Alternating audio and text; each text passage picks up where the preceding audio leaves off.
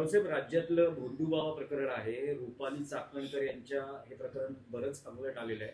आधी राज्य महिला आयोग अध्यक्षपदाचा राजीनामा आणि आता काल प्रदेशाध्यक्षपदाचा हा राजीनामा. हा त्यांच्या पक्षाचा एक अंतर्गत विषय आहे.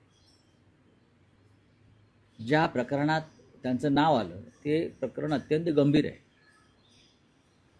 लाजिरवाण आहे, राज्याला कलंकित करणार आहे. पण एकट्या चाकणकरच आहेत का? नाही. त्याच्यामध्ये राज्यातले आणि देशातले अनेक महत्त्वाचे नेते खरं म्हणजे आहेत.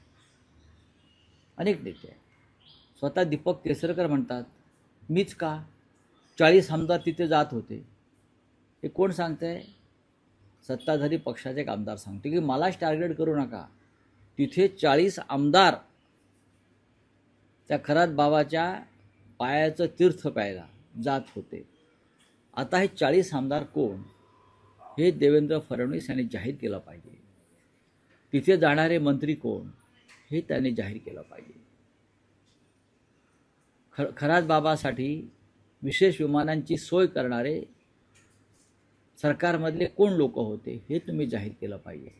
आणि खरात बाबा दिल्लीत जाऊन काय करत होते, कोणाला भेटत होते, हे सुद्धा पोलीस तपासामध्ये जर निष्पन्न झालं असेल तर ते समोर यायला पाहिजे. पण रावसाहेब, जे व्हिडिओ समोर येत आहेत त्यातला एक आणखी व्हिडिओ समोर आलेला आहे की अशोक खरात हा मंत्रालयात सुद्धा त्याचा वावर होता, असाही व्हिडिओ समोर आलेला आहे. त्याचा वावर कुठे नव्हता.